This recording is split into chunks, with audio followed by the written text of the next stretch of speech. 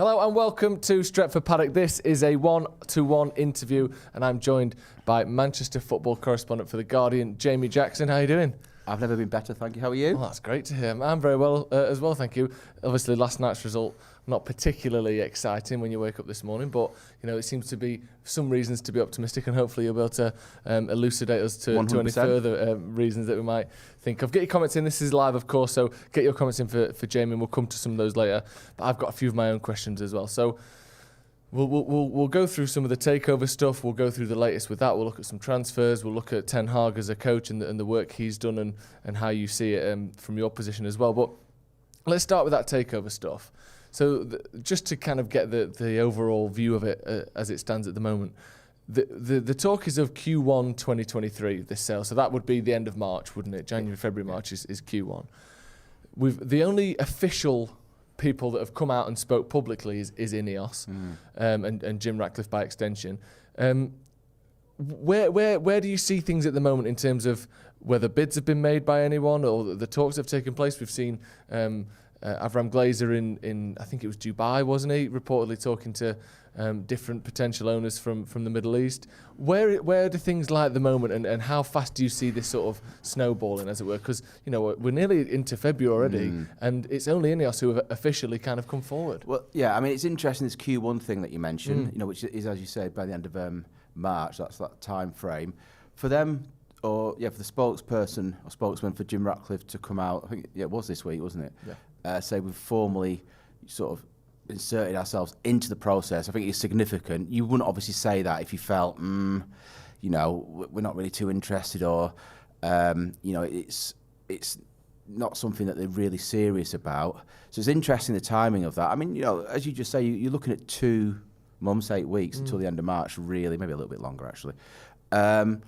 And so they are, Ineos, so Jim Ratcliffe, the only ones who have formally, as you said, you know, voiced an interest. Beyond that, you know, you're looking at maybe, I don't know, sort of Middle East money, as you mentioned there, maybe an American consortium similar to the sort of one at Chelsea. But at the moment, and you just don't know with these things, and you know, we were talking before about why they've come out and said that. Yeah. It may be because to do with a shareholder thing, they have to sort of legally do this. It might be also to sort of say to the fan base, here we are, definitely. He's also obviously a local gentleman businessman, you know, so Jim Ratcliffe is from around here. But you know, I heard or I read somewhere the other day that the reason why that might have some pull is it might sway the Glazers. I don't believe that. What will sway the Glazers is price. I mean, you don't need me to say that. You know, what I'm trying to say is the fact that he's a local businessman is not going to make them go, okay, you're offering $1 billion less. We'll sell to you. But what I would say on that is if it does go to him in the end, I think then they will make a play of that. You know, the Glazers, they will then try and use that as like, you know, look at the safe hands, the local person. I mean, he is a fan. It's interesting. It's almost like going back, a throwback to the sort of, the 80s maybe, or maybe pre-Abramovich, where the local business person, you know, buys his or her boyhood girlhood club. You know what I mean? But this guy's obviously, I think he is Britain's richest person. So it's football. I would still be surprised if it happened by the end of Q1. Not because I think there's any necessarily something going, you know, particularly difficult with this deal than others, but it seems like a really short amount of time. But you know, maybe it will occur. I think if you're then getting on towards the summer, causes problems for the transfer market. The uncertainty there, because obviously, especially Ten Hag, I know in the past United have left things late, but I don't see Ten Hag as the sort of person that wants to wait till August to start buying players. I think that he's obviously going to want to get that stuff and planned and scheduled and know what the budget is, you know, in the next couple of months, really. And that's an interesting that you mentioned Ten Hag, because it's going to sound really ridiculous because he's being brilliant for you, but there's no guarantees he'll still be the manager. I think he still will be, but you've got to look at this. I mean, look at what happened to Tuchel at Chelsea. For whatever reason, he won them the Champions League, and he got sacked. What was it? You know, a few weeks into this season. I'm not saying that's going to happen to Ten Hag necessarily, but there is all this that's part of it. You know, will John Murtough still be the football director? Will Darren Fletcher still be there as a technical director? You know, the chief executive, whose name escapes me, Richard Arnold. You know, I wouldn't be surprised if he maybe sort of is you know. So that's another reason why this has to be done. If you're, you know, it's the old thing. If you try to buy players, player A incoming needs to. Well, you would think anyway, not all of them, but most of them. If they're smart, if they really care about the career, they're going to want to know where the club's going. So I think that's another reason why this deal needs to be done before the end of Q1. I think that would be a disaster if we got rid of Ten Hag. Oh yeah, 100%. I guess you would agree, but just like be a joke. I mean, it would. But again, like you said, it's not beyond the realms of possibility. Well, you just don't know who's coming in. This is the thing. Yeah. I don't think Sir Jim Ratcliffe, for example, is going to sack Ten Hag. Don't get me wrong, but I think it would go the other way. I think Just on Ratcliffe, you mentioned there about him being a boyhood United fan, and I think he lived in Manchester until he was about 10 years old, and that, like I said, it would kind of almost represent the old-fashioned way of doing football, where local businessman who did all right for himself buys his boyhood club. Obviously, this is a bigger scale and all of that, but do you think he's aware of his position as sort of? And I'm not claiming that every fan would prefer Ratcliffe, but he seems to be the kind of the most typical choice that most people I speak to seem to want that. Do you think he knows that? Do you think he's sat there thinking, I could be the sort of saviour of this club and people want me to do that? Yeah, I think he is aware of that. I mean, this brings us on to another thing that's part of your question or related to the answer is, he made a late-ish, I don't know if bid, but certainly expressed an interest in buying Chelsea, right? Yeah. And at the time I thought that's interesting because he's supposed to have been at the Champions League final 99, obviously the Solskjaer game. A die-hard Manchester United fan apparently, and yet he's after buying Chelsea. Now, who knows what particular reason that he did that, because it was towards the late timing of Todd Boehly sort of being interested. But I think he must be aware of that, or he's a businessman, he's a smart person. And I'd like to think, I've never asked him obviously, but I'd like to think that, maybe not the reason, but part of the reason why he wants to buy Manchester United is because of what we're discussing, that he does support the club. And if you look at it that way, it's actually, as long as if he was to buy and proves to be a good owner, it's actually a dream purchaser, isn't it? Because you've gone from this how can I say it? These people, the Glazers. that's a fair way of putting it. Sure. The people, who aren't particularly liked, and I'm being polite. To sort of maybe the diametric opposite, a local person who, if he has to get the club because he is a fan, and if he doesn't get the club, then to a certain extent, he's sort of sold a sort of not a particularly fair image of who he is and why he's after the club. So, you might get lucky both ways here. You might get someone coming in. I mean, it's interesting with regard to the sort of amount of money he's got. Yeah. But this whole thing, and this includes the Glazers, about the Glazers or owner A, whoever it is, or whatever club hasn't put their own money into a club. That doesn't really happen anyway. I mean, that is a thing of the past. You know what I'm getting at? So with Ratcliffe, I've read stuff that maybe he's not quite as, a lot of his money's sort of like paper money, it's investments, etc. But I wouldn't be too concerned about that because of what Manchester United, as we all know, through these owners, is probably the best club in the world at generating its own income. It really is. Well, that's the thing. Like, you look at, I think they've just released a sort of money table again, either today or yesterday, and City are at the top of that now. But you look at who is sponsoring Manchester City. If you can even verify that these companies exist, which some of them don't even seem to, the ones that you can verify are almost all owned by the owners. So it's not necessarily a true reflection of the money-making ability of Manchester City, but United are on that list, and we do make that money by ourselves. And I think that's a good point about, there is an issue where, I'm sure people would like the Glazers to spend some of their own money on Man United. But the biggest thing isn't that they don't spend their own money; it's that they take United's money out. They put us in debt in the first place, and they steal from the club. Not that they don't put their own in. It's So all Jim Ratcliffe would have to do is not take dividends, and ideally take us out of the debt. I mean, I think he would have to take us out of the debt, but he doesn't have to be like Abramovich did, or even like the City owners did, where they've one way or another managed to get their own money into the club.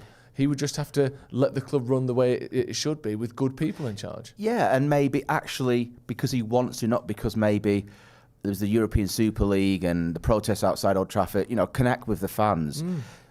Listen, you're a fan, I'm not, but I'm guessing fans don't want to hear from the owners every day of the week, but what they want to feel like is that the owners kind of give a what's it, their heart's in the right place. And, the stadium, I then move on to, because I think Old Trafford... Obviously, great history there, but it needs doing up. A facelift, maybe a rebuild, however you want to describe it. Because I know all clubs like this, but I almost think that, and Ten Hag's obviously the incumbent, but any Manchester United manager is not just managing the team. No. You know, he's managing sort of upwards. And what I mean by that is you've got owners there who are kind of absent. I would say that, you know, I know they go to the odd game. You understand what I mean? They're not like the heart and soul of the club. They're the opposite. And he's having to they have to manage that sort of, let's say. Yeah, it's a toxic relationship really between the owners and the fans. Oh, yeah, the manager's in the middle, yeah. and you've got this stadium there that's almost an emblem of their sort of like, how can I say this again, being politely? You don't need to be polite.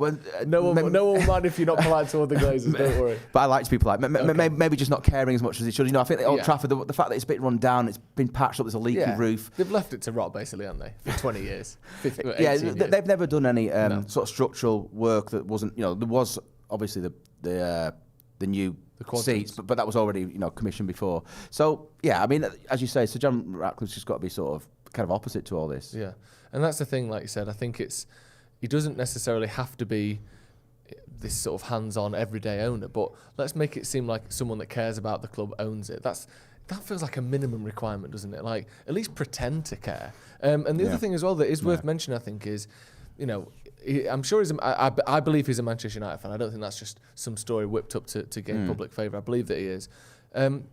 He's also 70 years old. So if he doesn't buy Manchester United now, and let's say we'll move on to kind of, you know, the potential rumours with Saudi investment and parts of the UAE as well. But if he doesn't do this now, he probably never will. This is his, you know, assuming the next owners own it for even half the time that the Glazers have done, that will put him into his 80s before he gets a chance, another stab at this. Yeah. I would assume this is Jim Ratcliffe's last chance at this, even just from a personal perspective. If he wants to have owned Man United one day, this is kind of now or never for him, really, isn't it? Yeah, I mean, the process is still ongoing, but as you know, as we discussed, we only know about Sir Jim Ratcliffe as a concrete potential owner. So who knows what he might prove to be? But I get the feeling that, from Manchester United's point of view, the club, you know, the institution and the fans, as long as he is a decent sort of persona, etc., it feels like this is the big chance for you after sort of years of just like dismal sort of ownership and, you know, neglect, blah blah blah. So it's almost like all that sort of those years of like, disappointment or however you know, you're now going to get not a reward, but it's now going to go the other way, hopefully. Yeah. If it you know, just what's difficult is you just don't know what's coming down the track from other entities, you know, as you're saying. Well, that's the thing. So if we move on to that a little bit, I think Dubai was the big one that's been mentioned that seems to sort of, again, because there's no public announcements the way Ineos have done, it's all rumour and it's all this faceless. report and exclusive here and this there. And Saudi Arabia is another one that was mentioned a lot. But again, currently, the Saudi Arabia Public Investment Fund, as they're known, but there's a lot of ties to the royal family there, already own Newcastle. Would they even be allowed to own another club in the Premier League? That's a very interesting Surely question. I did a story on this, but I think it was during the World Cup, because I think it was something like, I can't remember exactly, like it was a minister, a government minister came out and said, if a private business entity or person, you know, from Saudi Arabia wants to buy Manchester United, that's the only way it can happen. But as we were discussing before, you know, it's called the Public Investment Fund, you know, so. And yet it seems to be that, you know, the Saudi royal family, which obviously, so you know, I'm not an expert on that country, but that seems the only way that would be. Yeah. And does a private person in Saudi who is not really the royal family have the sort of money to not only buy? Because you made a very good point there, which I hadn't thought of. There's all this debt that United have, and you're taking that on as well, obviously, aren't you? You're not just buying the club. Now, obviously, any business person is going to say, well, you want $5 billion, you're $500 million in debt, whatever it is, knock that off. If you know what I mean? Or you want 6, let's make it. You know, that's what you think would happen. But you know, when you're competing with, you know, City, Newcastle, who are basically sort of government or country backed, more or less, however you want to describe it. Yeah. So you know, people who can compete with that, or entities of, you know, they don't just grow on trees, obviously. No. And that's why, going back to Sir Jim Ratcliffe, you just wonder, you know, he's British rich as man. I'm not saying he's got the same level as, you know, the Saudi Arabians or, you know, Abu Dhabi or Qatar, but, you know, he's a billionaire. It's almost like you need a billionaire, and here is one. I just still go back to this Chelsea thing. I just wonder why he did that at the time. It seemed a bit odd. If you are a true Manchester United fan, maybe he thought United wasn't going to come up for sale. You know, again, for 5-10 years, as you mentioned, but you think if he's properly tuned into this, it's a village, you'd think he would know what was coming down the track. It was only a few months later, obviously, that the Glazers have turned around and done this. So it's a little bit puzzling that. Maybe he wanted to sort of understand the lay of the land when it comes to a takeover of this scale, see what boxes need ticking, see how this actually would work. So get inside that deal, have a look at it. Because I was looking before, I think, we checked this before, and you can correct me, producer Ethan, if I'm wrong on this. I think Chelsea, the first ever £1 billion football club. So before that, no club had ever been sold for £1 billion. And now we're looking at 4, 5, 6 billion for Man United. Maybe he just wanted to see the inner workings of a sort of sport franchise purchase of this scale, because it's never been done before until Chelsea. It's a good point. He also owns Nice, which obviously not a £1 billion operation. And again, I've not done a lot of research on this, but it seems that it was sort of a mixed reaction to his ownership of that French club there. Yeah, I don't think it's been all sort of sunshine and roses there by any means. But again, I don't know his day-to-day involvement with running Nice. I don't know who he brought in. Maybe that's something we should look into. Obviously, if he becomes the front runner, to buy Manchester United, then digging into everything that he's done in the past, which we'd do with any potential owner, will be the sort of first thing I'll do. Let's move on to transfers a bit, because obviously, regardless of who's the owner, you expect transfers to be taking place. Firstly, there's 12 days left of January. Do you expect any more movement this window?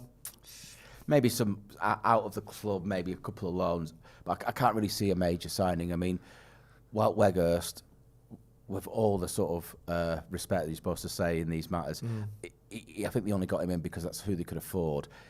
To be honest, I think it's quite a clever bit of business, considering they had the money left over from Ronaldo's saved salary, whatever that is, 15 million, and they managed to pull out a guy who's had a good World Cup, knows the Premier League, but it's a very small sample size. But looking at the game yesterday, I watched it with my son, who is a United fan. It's easy to say. I'm not blaming him at all for the draw. Don't get me wrong, but there was a couple of occasions where he looked a bit one-paced. I know he hasn't been bought for his pace. What I'm saying is, what you really wanted was someone like Martial, who's fast, but maybe doesn't get injured all the time, to compete with him. So what I'm trying to say is, you never say never in football, but I'd be surprised if to a certain extent, it does depend on the Glazers. If they suddenly think, we need a £35 million or 40, but even for that price, who are you going to get? So, in terms of major outgoings, that might be the only way. But if you now think of Luke Shaw as a centre back, right, or possibly, he can play well in the derby, obviously, then that makes Maguire, in my book, 5th choice. So I could see a scenario where they line up a player that ETH Ten Hag wants, like whatever it might be, a striker, I'd say. I don't know. And the Maguire gets sold on the basis that that money is used. But other than that, I'm not so sure. So it is basically sell to buy. I think they're at in this month, in this January window. Okay. Well, there was rumours. I mean, obviously, I wanted you to say we were getting Mbappe, but you didn't. And just on that, actually, in terms of you say there about Manchester United's number 9, and we've got Weghorst till the end of the season. Looking at the summer transfer window, obviously, assuming there is a similar budget available to what we've seen over the last few years. Again, who knows what's going to happen with the owners, but let's assume things are roughly how they have been, and the lay of the land is similar to how it is now, for the sake of being able to even have this conversation. But like I said, Weghorst is the sort of player that I think is a good sort of, fill in the gaps type player. But realistically, if Man United want to be the best team in the world and the best team in England, we need to have a world-class striker there, not just someone that's not quite as good as Anthony Martial, who has, I think, scored 10 goals in the last 2 seasons. So, I'm not going to say, obviously, Mbappe was a joke name thrown out there, but is there any way United could generate that sort of money? Because we're a big club, like I said, we generate money the way very few other clubs do, but where is this money coming from? Because it seems to be a sell-to-buy thing in the summer as well, with some reports we saw. I mean, if you look back, in the time I've done this job, which is since the last but one of Ferguson's season, so 11 years now, you've always had quite a bit of money in the summer, right? Yeah. And last summer was, I think it was the record. So you could look at it this way. I think he probably wants 2 players at least. I think he probably wants another midfielder, like a proper midfielder, if I can put it that way, like a Casemiro quality, and yes, a striker. Say Jim Ratcliffe buys it, or another, there's going to be the money that you would normally have, in theory, it's 150, 200 million. And then the new entity, person, whatever it is, might want to make a statement and say, all right, here you go, here's another 100. You don't know, you might transform it. You might be in the market for Mbappe. I know it was a joke, but if you think of Mbappe in your team, suddenly you just think, wow. And I know, Real Madrid are after him, but what I'm trying to say is, why can't you be in that? I've always wondered, it's probably the answer is the Glazers, why you can't be in that bracket of going for the absolute, because you generate the money. This debt thing is obviously having to be serviced, and they get paid a dividend, 15, 20 million a season, I think it is, between the sort of 5 or 6 siblings. So if all that was sorted out, I don't see, because you are in terms of generating your own money, the best, I'd say, but also commercially, you're a bit of a phenomenon. You know what I mean? You are a massive. Well, I saw an article, and it's something that gets kind of brought up every so often. But players like, if you look sort of pre-Glazer, and buying players as a percentage of annual turnover, right? People like Varane and Rio Ferdinand and Yapstam, I think, or maybe it wasn't Yapstam, but certainly Varane and Ferdinand would have cost the equivalent of like 120, 130, 150 million. I think Varane would be the equivalent of 155 million pounds today. So we used to spend bigger then than we did now. When you look at it as a percentage of how much the club's making. Do you think that is something that could change with new owners? Because and as a second question, sorry, because I need to ask you this before. Sure. I know you don't do the majority of work on Chelsea or any, but how are they doing what they're doing as well financially? How is that situation coming about? Well, take the second question first. I think it's probably because there isn't that debt, that you have. The owner is. I don't know, because it isn't as rich a club. It just isn't. But maybe there is some private money going into that. I actually don't. It's a very good question, because they're after another player, aren't they? They want who. After getting in the Ukrainian. From, yes. So they've got the Ukrainian gentleman in Mudryk, and now they're after Caicedo, who looks a good player. I mean, it is interesting. They're almost like doing a Nottingham Forest, but obviously in massive scale in terms of can't stop buying. United, for me, I think the answer is the Glazers, but I think you can. This is why it's exciting, maybe. If you get the right owner in, why can't you be, with regard to the sort of riches spent, like Manchester City? I mean, the other thing is what's been an issue is that squad's been declining with bad buys, basically since Ferguson, left. That there's a rebuild job on, so it's very difficult just to turn around one summer and say, right, we only want 1 or 2 players. Let's go for Mbappe or whoever it may be, because we've got to service a left back, a right back. The midfield's been decrepit for 20 years. Blah blah blah. But he's starting to sort all that out. I mean, I thought Casemiro was interesting. Spent all summer after De Jong. Yeah. We're going to get him. We're confident. Didn't happen. Now, I don't know. You almost feel like under Solskjaer or even Mourinho, they wouldn't then have, because apparently that was it. But they then sort of, you lost those couple of games, and Casemiro, they suddenly had 60 million. And I happened to ask him, what, was Casemiro always on your list? What happened there, kind of thing, in a press conference. His answer was sort of a mixture of like, I don't really want to answer it, and also maybe a wry smile, as if to say, I don't know, maybe the money did freshly become available because of the results. I don't know, maybe he's got something, Ten Hag. I'm not saying necessarily in his contract, but it almost seems like he was able to affect that budget thing, because we were being told, briefed, how you want to say it, that kind of the cupboard was bare, but then suddenly, This seems to happen every season, and we chat to people, and we don't have the same sort of contacts as you, but there's certain people who we know who know things, and you hear things, but going into last transfer window, like you said, last summer, it was like, there's not much money here, but don't be surprised if United don't make any big signings. And then all of a sudden, there's 80 million for Anthony that gets found, and Casemiro's another 60, and Martinez was 45, and Malacia was another 50. Like, there was 240 million quid spent in the end, which is, like you said, United's biggest ever transfer window. So none of it seems to make sense particularly, does it? Just as that sort of final thing, because just in terms of thinking about the money that was available, do you think if we'd have got De Jong, Casemiro would have been a no then, presumably? I think so, Surely not both. Yeah, I think so, but you kind of need both, right? Or I think if you had both, a player how can I say, a really good striker who's fast, and can score lots of goals, stay fit, I think you'd be like, wow, it's a scary proposition. At the moment, he's doing obviously brilliant. But yeah, that's what seemed to happen. It was only when the De Jong, I mean, he basically wanted him all summer. It might happen still, in the summer. So, but when you say 240 million, that's obviously basically £250 million, right? That's a lot of money, right? That's what I'm talking about. Yeah. You're spending all that despite the debt, despite the Glazers being sort of semi-interest, or however you want to describe it. So if you know what I mean, you can almost, if you're a United fan and you're looking for a glass half full scenario, you sort of almost be optimistic that, well, we're still able to do that sort of business despite the fact that we're £500 million in debt, we're having to service that. And so if someone comes in and sorts all that out. Yeah. Because you look at Chelsea, and I think just to go through their arrival since 16-17 by season. So that year, I'm not going to go through the players, but just the amount spent. Yeah. So 132 million euros, which is roughly the same in pounds. Then the next season, 17-18, was 260 million euros, which is the same as United's biggest season ever. Then the one after that was 208 million. Wow. Then they had the transfer ban where they bought Mateo Kovacic somehow and spent 45 million euros. And then to make up for a bit of a fallow year because of our transfer ban where we only bought one player, they spent 247 million. And then last season was 118 million. And then to make up for that, they've this season so far since the start of June, they've spent 425 million euros. Is that how much it is? That's how much they spent. Oh, wow. Wesley Fofana was 80 million. He's played about 3 games. Wow, I didn't know it was quite that much. So 425 million that they've spent. Wow. So when you think about that, like you said, there's no reason United couldn't find some money somewhere, or a new owner surely would be.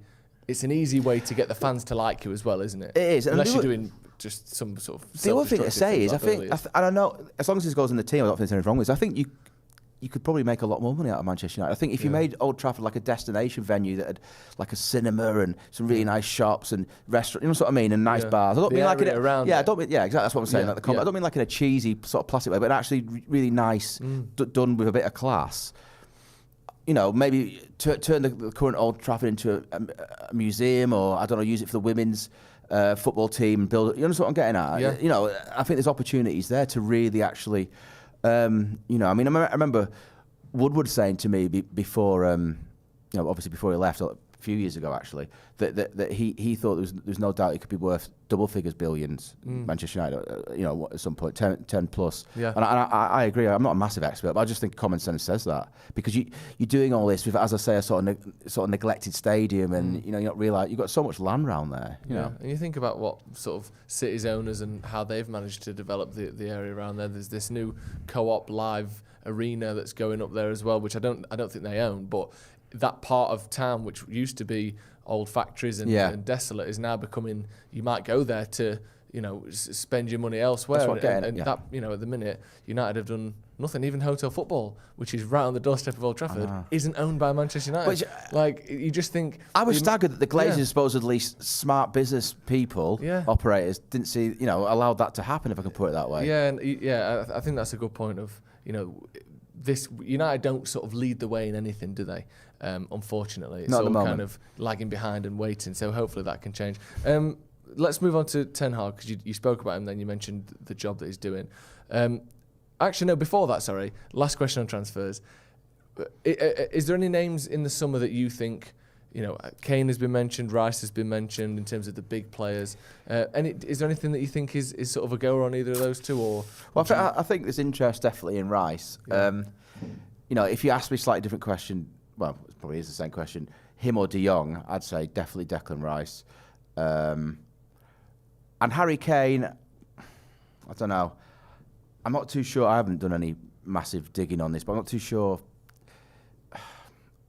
He's quite a Ten Hag player, maybe for some reason to do with the pace, basically. I'm not saying he's slow, but I think, but yeah, I think De Jong will come back into it. Rice is interesting because I read that, obviously Arsenal have made him number 1 target, and Chelsea, he was out there. But I still think, and maybe I'm just a little bit biased because I cover the Manchester clubs, I still think, particularly United, it's a massive pull. It just is. It is the Real Madrid, or Real Madrid is the Manchester United of Spain, let me put it that way. And I think with what Ten Hag's doing, I think he's making a very good case for someone like Declan Rice to seriously consider. So I think they're more favourites, or got more of a chance of getting Declan Rice than maybe is being written about at the moment for these reasons. I really do. Yeah. Interesting. That'd be one to. Would you like him there? I would like him there. The more I see of Declan Rice, the more I like him. But then when I see Casemiro playing, I think I don't think he's as good as that. I don't think he's. I mean, look at what Casemiro's won. I know it'd have to be the best player ever to win that with West Ham. So I'm not knocking him for not winning 5 Champions Leagues at West Ham, but I think we've already got a player of that level, and maybe we could do with someone slightly more expansive next to him rather than, more of a copy of Casemiro. I know they're not quite the same, and Declan Rice carries the ball better and all those things, but he's not a creative player by any means, is he, Declan Rice? I think there was mention across some of the broadsheets as well yesterday that, like you mentioned there, Osimhen would maybe be preferred over Kane because of his pace. Is that what you? Yeah. I mean, similar sort of thing. I mean, how old is Kane now? He's about 29. 29. Yeah. So I mean, if that deal was to be done, is it 100 million plus? Because if so, it's got to be around that. Would Ten Hag, stroke Murta, but Ten Hag really is driving it, really want to, if you're going to go for a striker, I don't know. Listen, he's a very good footballer, Kane. He's not just a striker. He's like a number 10 as well, really good. But yeah, I also think kind of related to the Casemiro thing with Rice. Casemiro's 30. That's not his fault, and he's got at least 2 years at the very top. Maybe more, but. He's not. He's that side of 30 now. And I just wondered with Osimhen, whether they want a sort of younger, who can grow into the team. I don't know. I just think he has sort of half solved the midfield problem. And when I say half, only because you need 2 as good as Casemiro, I think. And the other issue is Eriksen's 30. Yeah. So I think that's the one downside I see. Good free signing him, wasn't it? Yeah, amazing. That's the one downside I see to Harry Kane is if you get him. You've got Eriksen who's 30, Varane who's touching 30, Casemiro's the other side of 30, Kane who is about to be 30. You've basically got to win. Ten Hag's basically, set a stopwatch on his own time at United there. Yeah. If you don't win anything in the next 3 years, he's probably going to 2 years. Yeah. He's probably going to be gone. So if you get Osimhen, you may be, this is more of a rotating, constantly revolving team that can win things for longer. I'm really interested to see what happens with Garnacho because he looks. And, it can happen, players can come in, even to Manchester United, which is obviously a big ask, and then look really amazing. But he actually looks the most amazing of these youngsters who've come through for a while. I'd even suggest, it's a bit of a big call, but I know because I know Rashford scored on his first games, but he looks, I'm going to say more, not better, but sort of more of a game breaker than Rashford. But as I say, he's only played a handful. But what I'm trying to say is that might solve a problem. I know he's not a centre forward, but Crumbs, if he could start scoring goals... Yeah. He reminds me a little bit possibly of how of Ronaldo raw, but has Ronaldo obviously worked, got the most out of it. Yeah. Can Garnacho do that? Because he just, the way he created that winner in the derby, he's 18, turns onto his left. You know what I mean? He's just so direct and insistent. He is that direct, but he's also quite done. Good with distribution. That's why I use that example, because he could have not panicked, but he could have just sort of done it with his right foot, but he sort of took his time, turned, and then made the right ball. And I think that's quite a good sign. So, I don't know.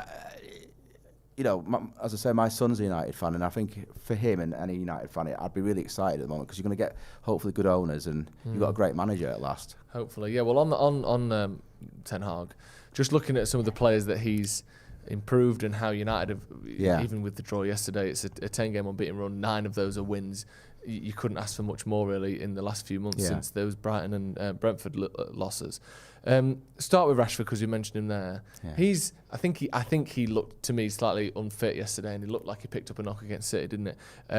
But he's in certainly the best form of his career, and making the argument that at the moment maybe the best or most informed player in the world. I think since the World Cup, no one scored more goals than him. So.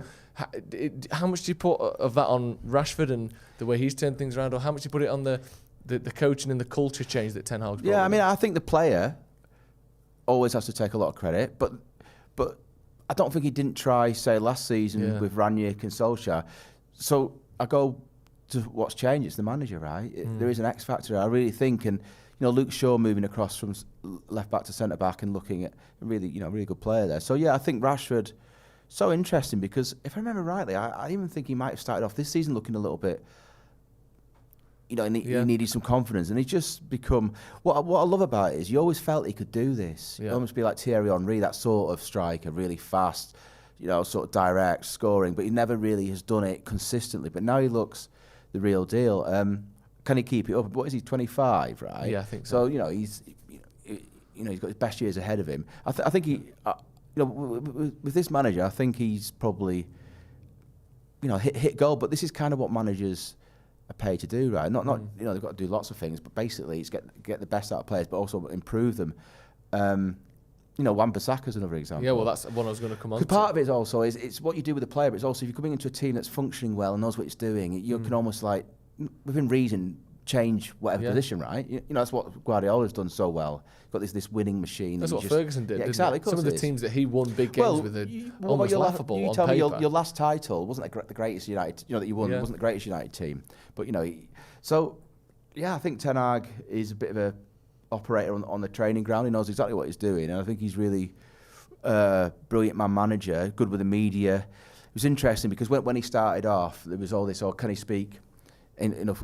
How's his English? You know, is he good with his English? And what I noticed was, or what I first thought, his very first press conference was, his English isn't that good. But then I realised it's just his accent, and actually what he says is actually quite interesting, it's smart. And I know people might say, what does it matter? But I think it does. I think all the top ones are good with the media. And when I say good, I don't mean like they help us out. I just mean that they're in control, they're smart, they see what's coming, they know how to use it. I know that sounds all obvious, but not all of them are like that. I felt like Solskjaer sometimes didn't do himself many favours just because he was such a nice guy, and that was kind of the way he almost sort of was a little bit naive maybe. Whereas this guy, you know, he's got that going for him as well. So so I mean, you know, Rashford, Wan-Bissaka, Luke Shaw.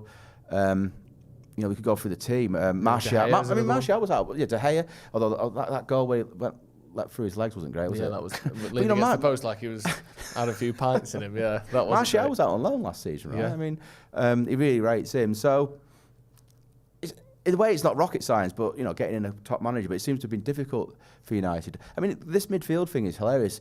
You had Scholes and Carrick, and then that was it for like 15 years, right? Yeah. You know, in terms of a proper player there. How can that be at Manchester United? It just seems odd. We've really sort of skipped through some poor decisions and people that Schweinsteiger too late and Schneiderlin wasn't right, and then what Fellaini and Herrera, Pogba didn't work out. Fellaini's a low point. Yeah, that was a bad transfer window. Maybe we've still got the money left over from only buying Fellaini that year. I just wanted to mention as well about you were talking there about how Ten Hag has improved players and his English and how that comes across in the media. I know that it's obviously, well, I don't know, I'm not speaking for you, but you like to think that the media are kind of unbiased and approach it give everyone the same respect. But it does make a difference, doesn't it, when, you know, a manager seems to hold himself a certain way and seems to have that confidence. And I do think he is written about differently. I know his results have been excellent, but I do think that, you know, someone like Solskjaer, Moyes was the perfect example of minute one, he's not cut out for this. He looks like he's won a competition, and that's how he was written about. And I do think that changes social media agendas, and it changes what you read in the papers, and I think eventually that can hurt managers. Yeah, definitely. I think you're right. Winning means you really could say what you like, but more, you know, how do you win? Well, you get it right on the training ground and obviously on match day, but also part of that is how you come across in the media is obviously reflecting how you are with the players, you know, behind closed doors, how you talk to them, how they relate to you, do they respect you? And Moyes is a great, you know, I remember Classic one, what was it? It was I think you were playing Liverpool at your place, and he basically said Liverpool are favourites. Now, that was obviously true, but who wants to hear that if you're a United fan? We were reigning champions then. When Moyes was the manager, we were reigning. It wasn't like now or last season when Liverpool got 90 odd points. Exactly. So it is important, you know. Ten Hag as well, it makes a difference to me. Everyone's different, but I do actually think he's a nice guy. You don't have to be a nice guy to be a top manager, but I think I like him, and you know, I suppose I sort of like them all. But Mourinho, I was a little bit ambivalent. I'm being polite about him. I didn't think he was. I didn't think his heart was in it, to be honest, at all. No. Whereas I think Ten Hag really, really. It was interesting. There was a Casemiro quote last week saying he's the manager he's had who's wants to win the most, which is interesting considering he's come from Real Madrid, which is an absolute winning machine. You know, you know what I mean? I thought, obviously, you would expect that of all managers, or you should do anyway, but it was like almost, you know, like it ruins his sort of next 3 or 4 days if he doesn't win. And, you know, he should look like this, but when the goal went in at Palace yesterday, he cut to him and he looked a combination of fuming and absolutely cheesed off when he walked off afterwards. But that's, you know, he should feel like that. And for Casemiro the other thing about Ten Hag is he wasn't a big player, was he? Right. No. So he's obviously got some sort of aura, mystique, whatever you want to call it, for a player like Casemiro to think, I want to play for this guy. You know. Yeah, and he's got that feeling as well that if things went well, I could see him being here for a long time. Definitely. Whereas Jose, you knew that wasn't the case. He was in the Lowry, wasn't he, all the time? Yeah, exactly. He's basically like on a rolling contract, Jose, and wherever he goes, because you can sign him 1 year, 2 year, 3 years. Once it starts to blow up, he's gone in 2 months. Whereas Ten Hag, I generally get that feeling that maybe it's because it's his first job at like a mega team. I know Ajax have got a great history, but in terms of revenue and the sort of stuff they've won over the last sort of 20 years, he's never been at a club as the scale of Man United. And I wonder if he's got that, still got something to prove. Whereas Jose, proven everything you can. Yeah. Basically all I'm doing now is extending the miles on the clock. Ten Hag's got something extra. Let's not forget, it's worth going back over. Ten Hag walked into a bit of a mess, right? Yeah. You were nowhere last season. If you don't mind me saying, you were a bit of a joke. I'm not being nasty, but you were. As United fans, I think we'd all admit that. Okay, so he's walked into that. Yeah. He's walked into a Ronaldo thing where he wants to leave. Yeah. And you lose the first 2 games. Not really his fault. He's tried his best, but he's lost the first 2 games. That game at Brentford wasn't great. And then look where you are now. It doesn't just happen like that. He's got to have some sort of skill or talent, and it's being shown. I mean, you have to caveat because it's football, and they could lose sort of 500-0 the next game. But he probably is the best signing, I think, since Ferguson left, like player or manager. He's got to be, right? You're looking at it thinking, because without a good manager, you can forget about the whole, the rest of it, right? Yeah, great. Yeah, and do you know what? I think that's a great place to end this. Ten Hag is the best signing since Fergie. You heard it here first. Thank you for coming on, Jamie. Honestly, absolutely love chatting to you as always. Make sure you go and check Jamie out and The Guardian on social media as well. We'll get the links to all of his stuff in there. Thank you for joining us at home. This has been the one-to-one interview with Jamie Jackson. Hit subscribe if you haven't already, and we'll see you in a bit.